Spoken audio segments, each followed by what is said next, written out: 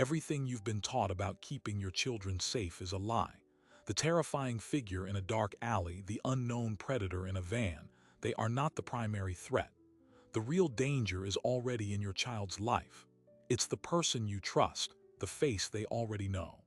Nearly 3/4 of all abductions are committed by family, friends, or acquaintances. This is the story we're afraid to tell.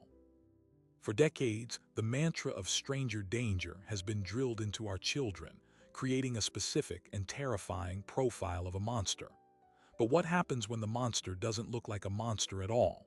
When they drive a familiar car, know your child's name, and have already earned your trust? The system designed to protect our most vulnerable has a fatal blind spot, and tonight, we're going to expose it. To understand how we got it so wrong, we have to go back to the moment the script was written. The year was 1981. A 6-year-old boy named Adam Walsh vanished from a Sears department store in Hollywood, Florida. His story and his father's subsequent crusade would change American childhood forever, but not in the way you think. The nation was shattered by the tragedy. Adam's father, John Walsh, channeled his grief into action, becoming perhaps the most famous crime victims advocate in history.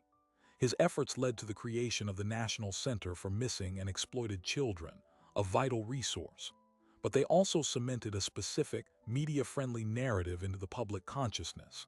The evil stranger, lurking in public spaces, waiting to snatch an unsupervised child. Television shows like America's Most Wanted Asterisk, which Walsh hosted, tirelessly amplified this archetype. The message was simple, clear, and terrifying. The greatest threat to your child is the person you don't know. But here's the first critical twist the public missed. While Adam's case fit the terrifying stranger abduction mold, it was a horrific anomaly, not the rule. Even as stranger danger became a national mantra, the data told a completely different story. Law enforcement agencies were already seeing a consistent, overwhelming pattern. In the shadows of the high-profile media cases, a silent epidemic was unfolding. It wasn't happening in mall parking lots. It was happening in living rooms, during court-ordered visitations, and in the cars of people parents explicitly trusted. The system began building its defenses against the wrong enemy. Schools implemented programs where children rehearsed yelling, "You're not my dad."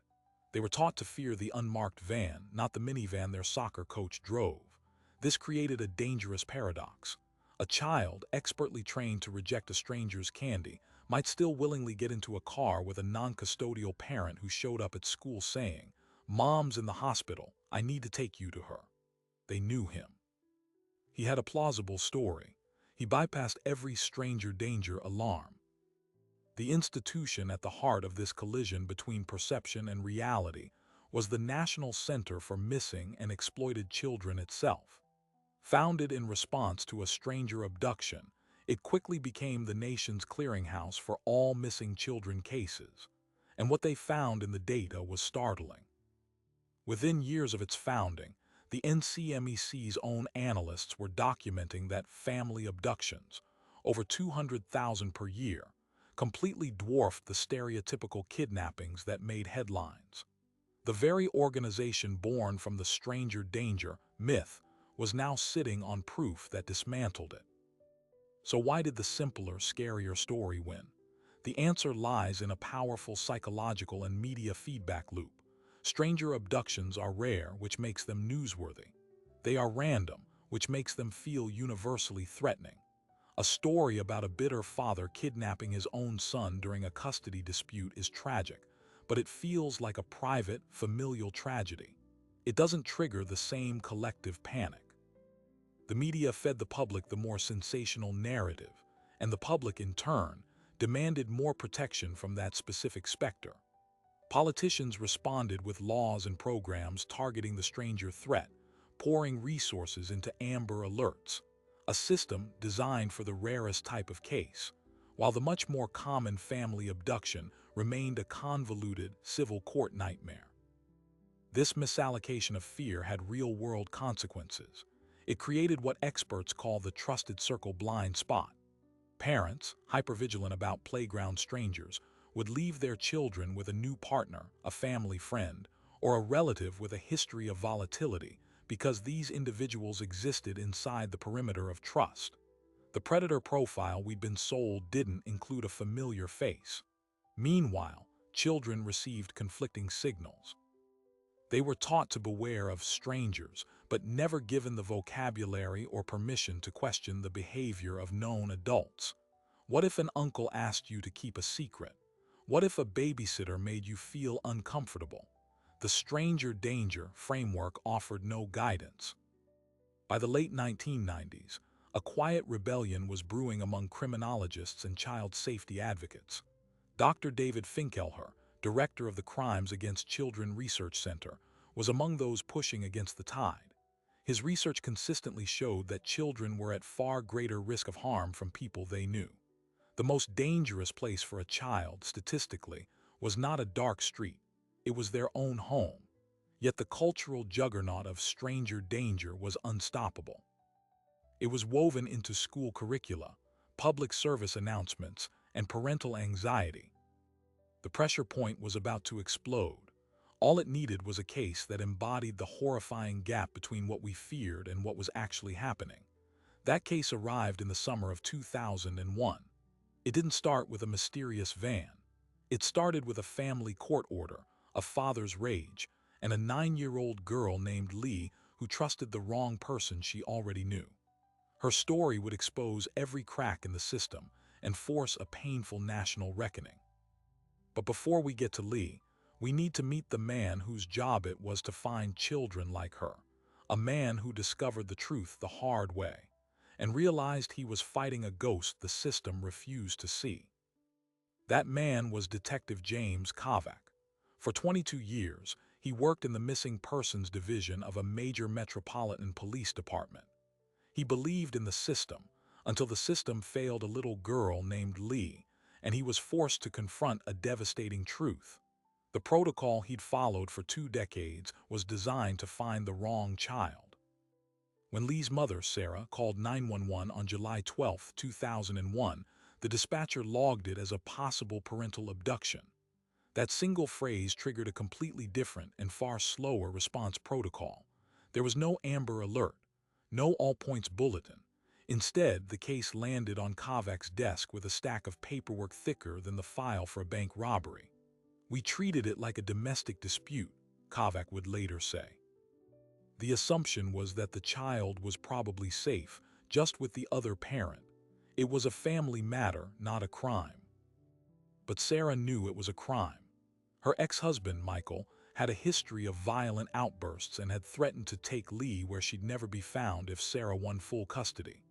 The family court had granted Michael supervised visitation, but on that July day, he'd convinced the supervisor, a well-meaning but overburdened social worker, that he was taking Lee for a quick ice cream. They never returned.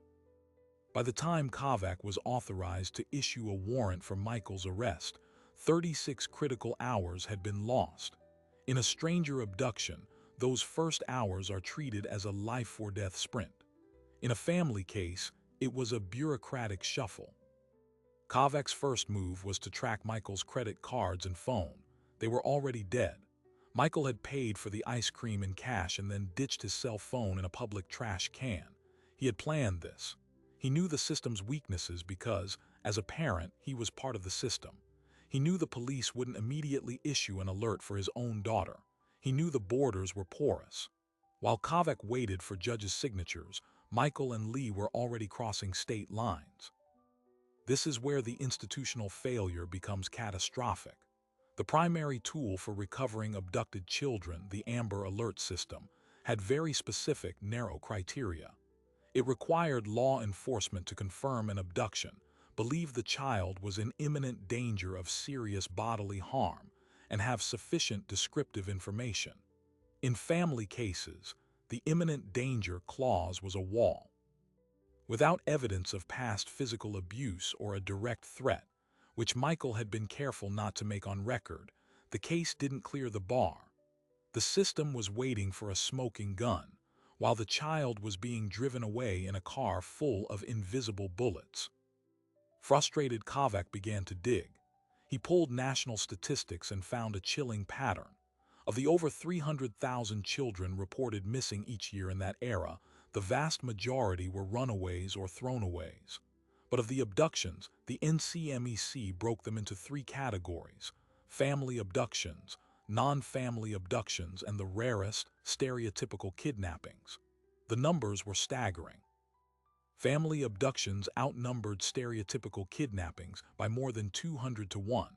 Yet, the entire law enforcement and public safety apparatus was laser-focused on that one. Kavak felt like a firefighter trained exclusively to put out spacecraft fires, while a forest blaze consumed the city around him. He took his findings to his captain.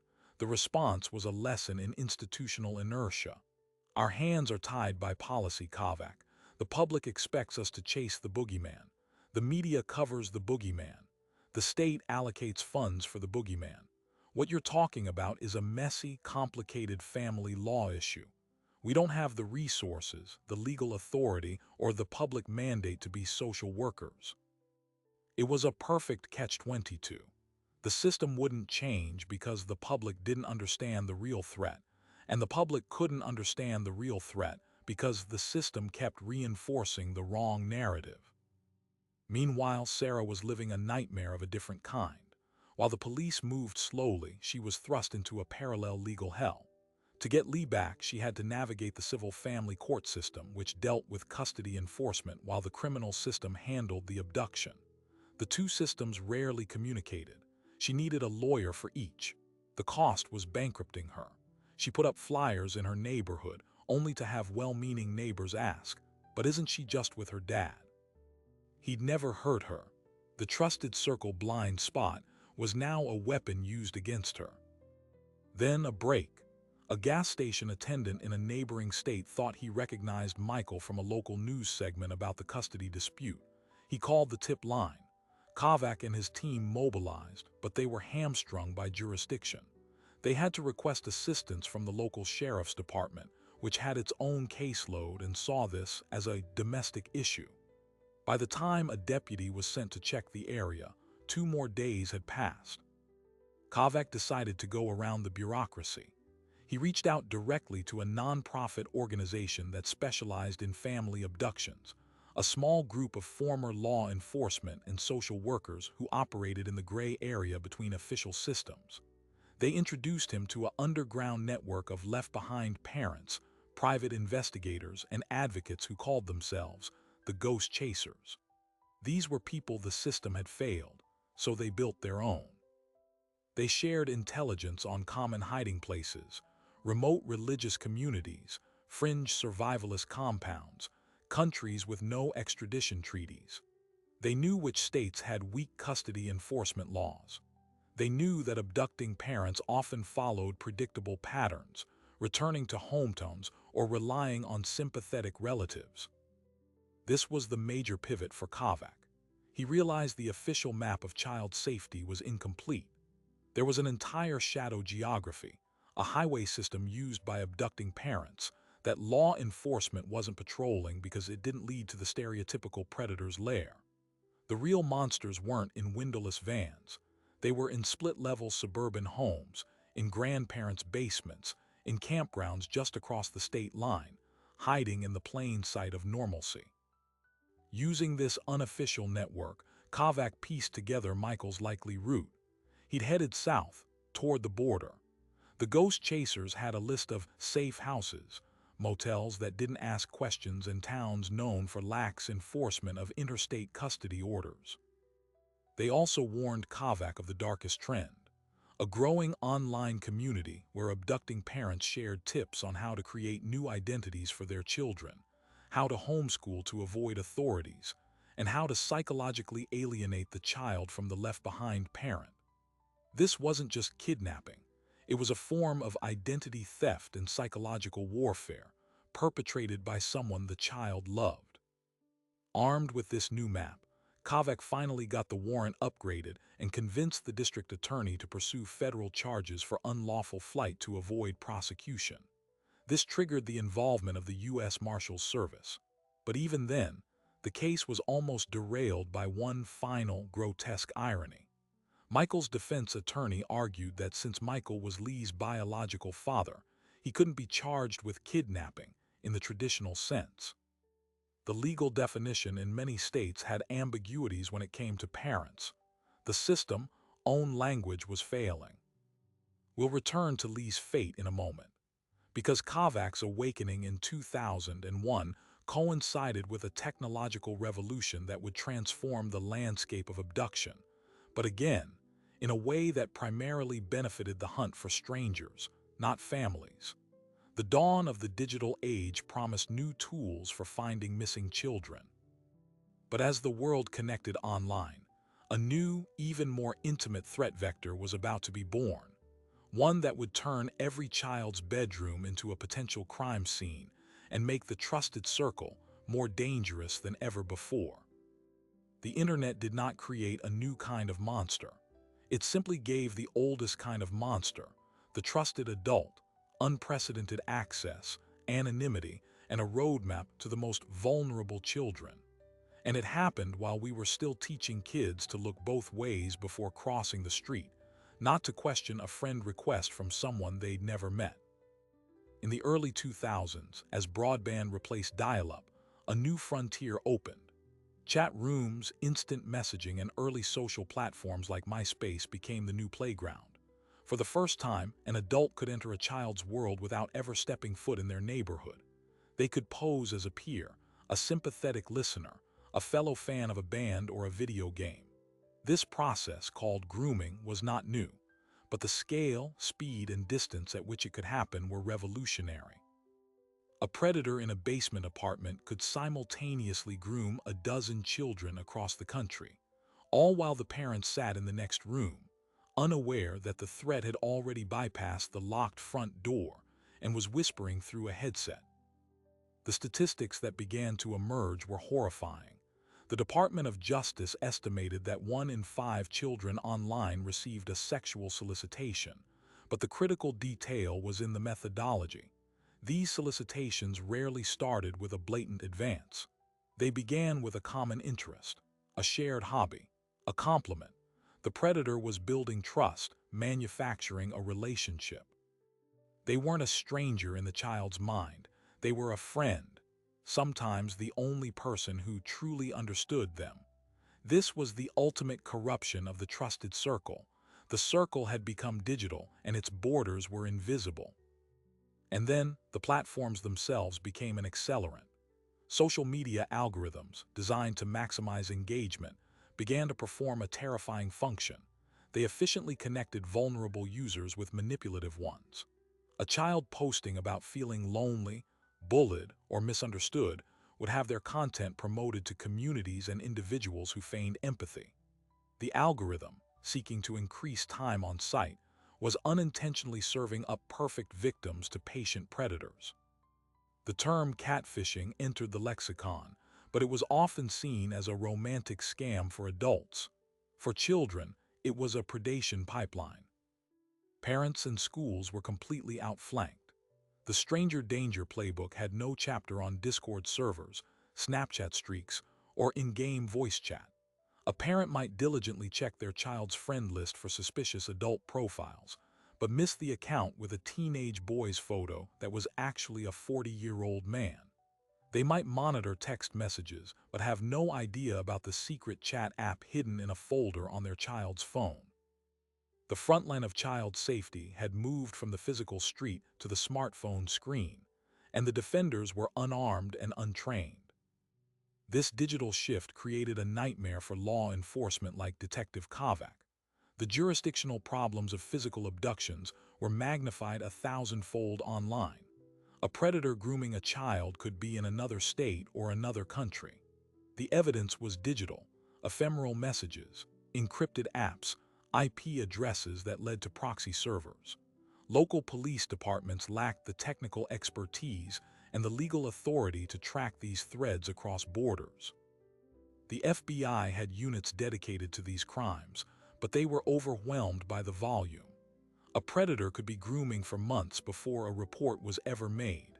And by then, The relationship was so established that the child would often protect their abuser, seeing law enforcement as the threat. The wait, it gets worse moment arrived with the explosion of mobile technology and social media in the 2010s. The threat was no longer just a predator posing as a peer. It was now also the people a child already knew in real life: coaches, teachers, family friends, relatives, using these same digital tools to amplify their access and control. They could monitor a child's location through Snapchat maps, pressure them for intimate images via text message, and exert constant psychological presence. The line between online and offline predator dissolved completely. A study from the Crimes Against Children Research Center found that in a majority of online enticement cases that led to an actual meeting, the offender was not a stranger pretending to be a child, but was openly an adult who had used the internet to cultivate trust and arrange a face-to-face encounter. This brings us to a case that embodies this horrifying synthesis. In 2017, in a quiet suburban town, a 15-year-old boy named Tommy vanished. His phone was left on his bed. There was no sign of a break-in. The initial police assumption was that he was a runaway, but his mother, Alina, knew something was wrong. Tommy had become withdrawn over the past year, spending long hours gaming online. When detectives finally examined his computer, they found the truth. Tommy had been systematically groomed by a man he'd met in an online game. This man, who called himself Marcus, had spent 14 months building a friendship. He'd sent Tommy gaming gift cards, listened to his problems at school, and become his most trusted confidant. Then, he'd convinced Tommy that his family was holding him back, that they didn't understand him. He offered a plane ticket and a fresh start. This was not a stereotypical kidnapping. Tommy had, in many ways, gone willingly. He believed he was running to a friend, to freedom. By the time law enforcement identified Marcus as a 38-year-old man with a prior record for inappropriate communication with a minor, Tommy had been missing for 9 days. The case triggered an Amber Alert only after they had proof of the man's criminal record. Once again, the system was reacting to the offender's history, not the child's acute vulnerability to a trusted figure. Tommy's story had a rare, partially happy ending. He was found, scared and confused, in a motel 2 states away. Marcus was arrested, but the psychological damage was profound. In the subsequent trial, a forensic psychologist testified about a concept called traumatic bonding, the powerful emotional attachment that can form between a victim and their abuser, especially when the abuse is interwoven with kindness and manipulation. Tommy didn't see himself as a victim. He saw himself as someone who had betrayed his only real friend. This was the new face of abduction, not a child snatched and screaming, but a child walking silently to their own destruction, holding the hand of someone they believed cared for them. The fallout from cases like Tommy's created a seismic pressure on the old stranger danger paradigm. Child safety advocates, survivors, and a new generation of law enforcement officers began demanding a complete overhaul. They pushed for digital literacy to be taught alongside physical safety. They advocated for laws that recognized coercive control and psychological grooming as precursors to abduction. But they faced a formidable opponent: the immense, profit-driven architecture of the internet itself. Social media companies resisted regulation that would force them to fundamentally alter their algorithms or proactively police private messages, citing privacy concerns. Yet in the chaos, new heroes emerged. People like Julie, a former tech executive who started a nonprofit that taught parents how to navigate privacy settings not as spies, but as guides. Or Detective Lisa Miller, who pioneered a unit that partnered with schools to do proactive presentations, showing kids real-world examples of grooming chat logs so they could recognize the patterns. The solution was no longer about building higher walls to keep strangers out. It was about teaching children to critically evaluate the landscape inside the walls, to understand that trust must be earned through consistent, safe behavior in both the real and digital worlds, not granted through a clever profile or a shared secret. The story of Lee, the little girl taken by her father in 2001, finally reached its conclusion in this new era. After 3 years missing, a tip from the Ghost Chasers network led Kavak to a small town in Mexico. Michael had enrolled Lee in a local school under a different name. With the help of international authorities, she was recovered and brought home. The reunion was not a Hollywood ending. Lee, now 12, was confused and resentful. She had been told her mother had abandoned her. Rebuilding that relationship took years. Lee's case became a cornerstone in training for family abduction recovery, emphasizing the need for immediate psychological intervention for the child. The damage wasn't just the taking, it was the story told during the missing years. So we arrive at the present moment, holding two conflicting truths. We have more tools than ever to find missing children: facial recognition, DNA databases, digital forensics. But the primary threat has evolved into something more insidious and socially complex than we ever imagined. The predator is no longer just a shadowy stranger. He is the friendly voice in the gaming headset. She is the cool aunt who offers a secret place to stay. He is the father with a grievance and a custody order. The weapon isn't just force, it's manipulation, technology, and the systemic blind spots we ourselves created. The final act is no longer about finding a monster in the dark. It's about learning how to see the monster clearly in the light and having the courage to rewrite every rule we thought we knew about safety. So what does seeing the monster clearly actually look like? It starts with dismantling the stranger danger myth and replacing it with a more powerful, nuanced framework that child safety experts call the circle of trust. This isn't about teaching fear. It's about teaching discernment. The circle of trust is a simple but revolutionary concept. Instead of dividing the world into strangers and family, it teaches children that every person exists on a spectrum of trust that they control. In the center are the few people who have earned the right to unconditional trust: parents, guardians, maybe a grandparent.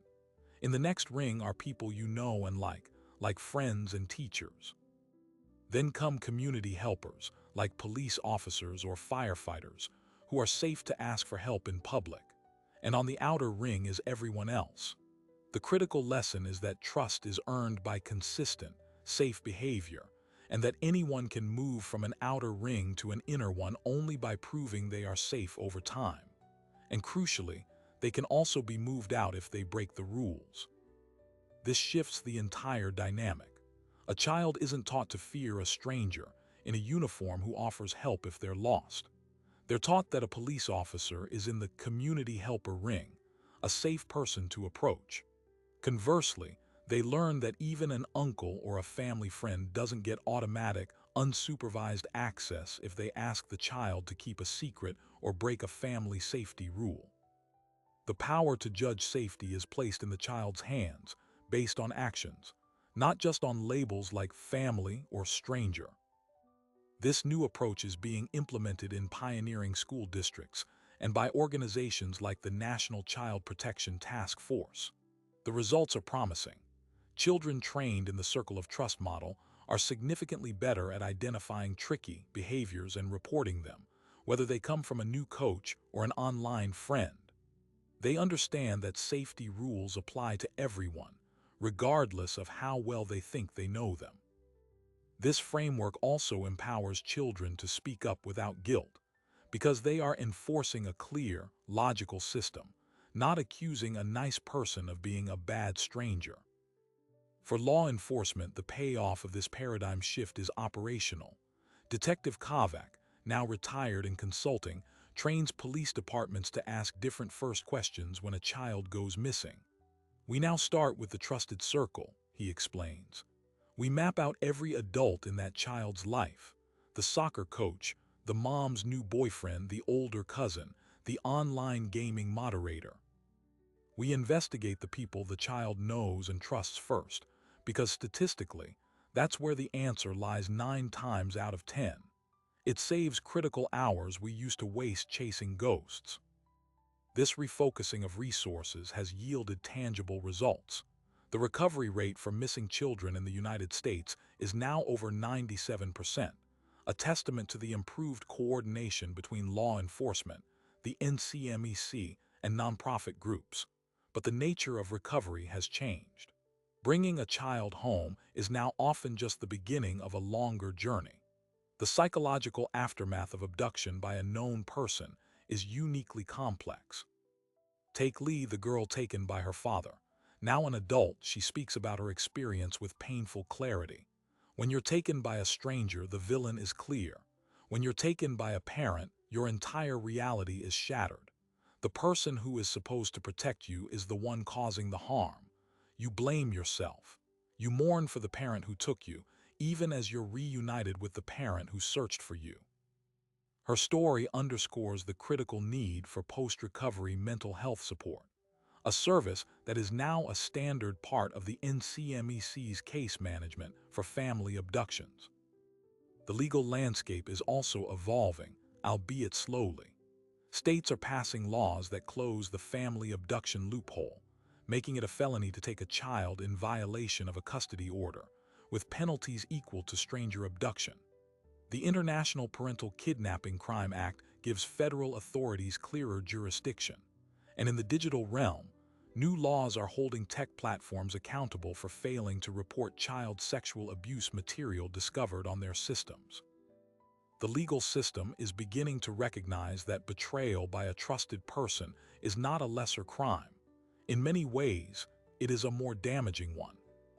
But the final, and perhaps most surprising, detail in this new era of child safety is this. The data now suggests that the most effective protectors of children are not just parents or police, but other children.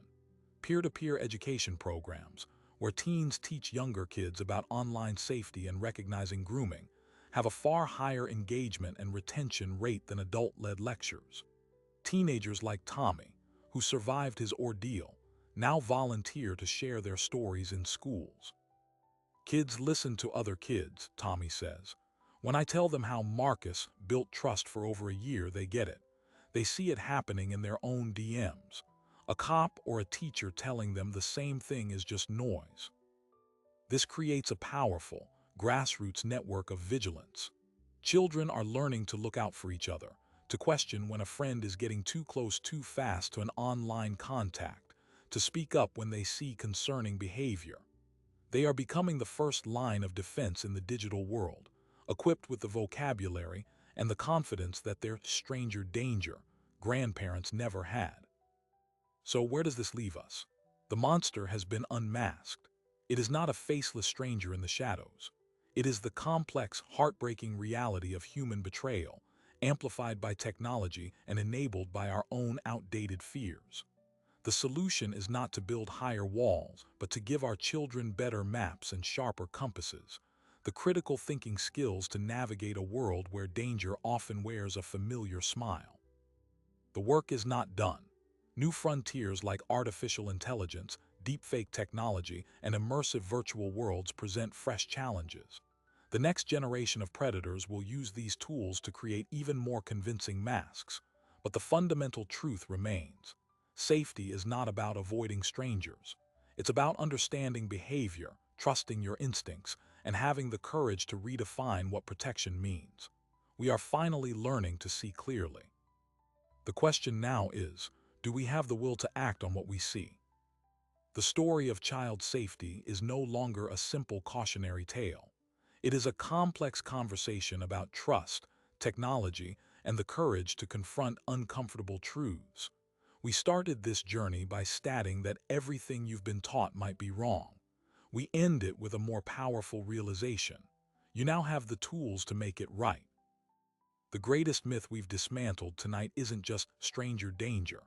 It's the myth of simplicity itself. The world is not divided into monsters and heroes. Danger does not announce itself with a scary face. It often arrives with a smile, a familiar username, or a court-mandated visitation right. Protection, therefore, cannot be a simple rule shouted from the sidewalk. It must be an ongoing dialogue built on critical thinking and emotional honesty. This leaves us with a single, lingering question that transcends law enforcement protocols and school curricula. In a world where the greatest threats are often intimate and disguised as normalcy, how do we cultivate resilience instead of just instilling fear? The answer lies in the quality of our connections. Children who feel heard, valued, and emotionally supported at home are far less vulnerable to the predatory grooming of an outsider, whether that outsider is in a chat room or in the family photo album. The strongest shield we can give them is not a list of rules, but the unshakable knowledge that they can come to us with anything, without judgment, and be believed. So, as we step away from this story, the task is clear. We must have those difficult conversations with the children in our lives. We must explain the circle of trust. We must demystify the tactics of groomers, both online and off. We must listen more than we lecture. And we must extend grace and support to the families navigating the aftermath of these betrayals, understanding that the trauma of trust broken by a known person is a unique and deep wound. The legacy of Adam Walsh is not fear, it is vigilance. The legacy of detectives like Café is not cynicism, it is clearer vision. We honor them not by clinging to an outdated script, but by writing a new one where safety is smart, nuanced, and rooted in the courage to see the world as it truly is. If this story changed your perspective, share it. Talk about it at the dinner table. Bring it up at a parent-teacher meeting. Knowledge only protects when it is spread. Your subscription allows us to continue investigating the hidden truths that shape our world, so if you haven't already, please subscribe. Thank you for watching, for listening, and for caring enough to learn a harder but truer story.